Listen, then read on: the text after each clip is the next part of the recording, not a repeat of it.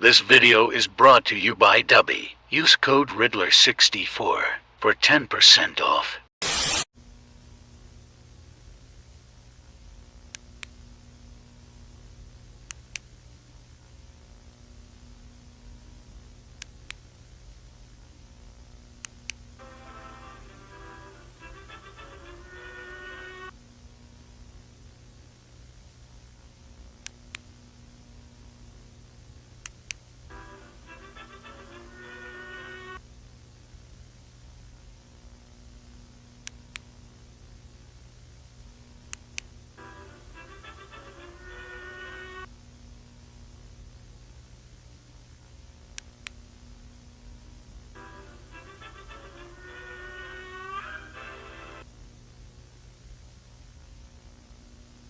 The Walton Files, Local 58, and the Mandela Catalog.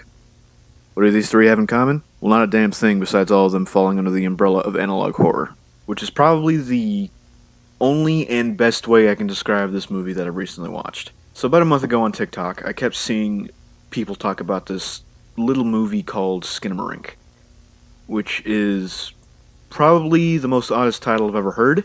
And no, I'm not saying TikTok made me watch a movie. It was more or less of, I watched it out of spite because I doubt it was that bad.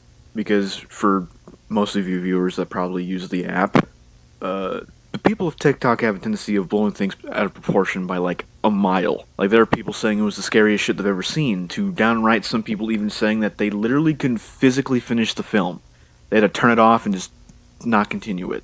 And mind you, like I said earlier, this is a month or two ago when apparently it was leaked or some shit. It was in selected theaters at the time as well, but most people don't like paying out of pocket, obviously.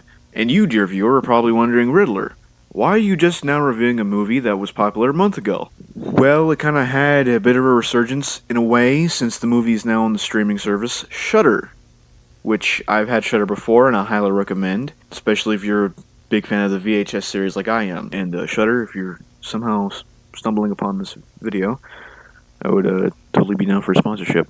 But all that aside, I heard the film was coming to Shudder, so I went and renewed my subscription, which I planned on doing anyway because I wanted to watch VHS 99 again. And boy, let me tell you, this was probably the slowest burn of a film I've ever seen since The Shining. Spoilers ahead, I guess, because I will be talking about some key points in the movie. So let's just dive right in. At the start, we are given the year of 1995, which I thought was going to take place originally in 1973 because of the ending bit they had for the trailer, but I guess not. Either that or it must have just been changed last minute during post-production. One thing I will bring up is the passage of time isn't really a thing until it's bring up that the two kids have been in this house for about 572 days, meaning they've been in there for about almost 2 damn years at this point. So to put the story as best as I can describe it, we follow the characters Kevin and Kaylee, which are the two kids I mentioned before, in what appears like they are getting ready for bed. Everyone is fast asleep except for, your boy Kevin over there. He still wants to play. And from this next part, how I interpret it, he's playing hide and seek with a imaginary friend, and the reason why I use quotations I'll get to later on in the video. So Kevin ends up counting to 3, and by the end of it, he ends up falling down the stairs. But Kevin fell down the stairs and hit his head. One thing he also mentions is that Kaylee was talking about Kevin sleepwalking, which is also another thing I'll get to near the end of the video. But after all that, this is when shit starts going south. And by going south, I mean stuff starts disappearing, like doors and their toilet. Yeah, I said toilet. It fucking disappears. Why they chose the toilet to get rid of, I have no fucking idea. And not only that, but their stuff just miraculously ends up on the ceiling, which is a prominent joke I kept making throughout the entire time I was watching this thing, thinking something bad was going to happen. Shit, if it's anything like that chair, you might want to check on the ceiling. Let me guess, he's on the ceiling.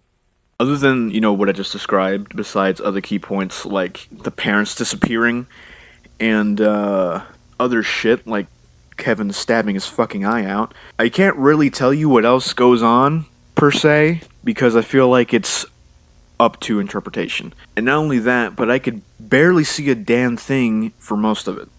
The entire film is so dark and grainy that I just couldn't tell what I was looking at half the damn time until they literally physically put a light on something or just had like lighting somewhere around the edges of the fucking screen. Which I feel like not being able to tell what you were seeing was probably a go-to for the filmmakers because of the whole, you can't trust what your mind is seeing while in the dark because you have a tendency to make shit up while, just staring at it. So I will, give kudos to them to doing that, which, is what I assume why they did that. Now, let's backtrack a bit to something I mentioned earlier about the whole imaginary friends. Now, me personally, I like to wholeheartedly believe that there actually is an entity at play for most of the events of the film. Not only because of the stuff I said earlier about, shit disappearing and stuff ending up on the ceiling, but also because there are key points that we actually get a POV from Kaylee of, some of the stuff happening. And not only that, but also because of the ending where that blurry-ass face is talking to the viewer, almost like they're trying to capture its next victim. Which, speaking of Kaylee, also leads me to bring up sleepwalking again. So, from what I've seen from a few people that I've saw talking about this movie, they like to think that this is basically, dream theory, or, mainly probably psychosis, because it's more or less of a coincidence that all this weird and creepy shit started happening after Kelvin fell down the stairs and hit his head. But, all of it's up into interpretation, and, it's just a theory. A film theory.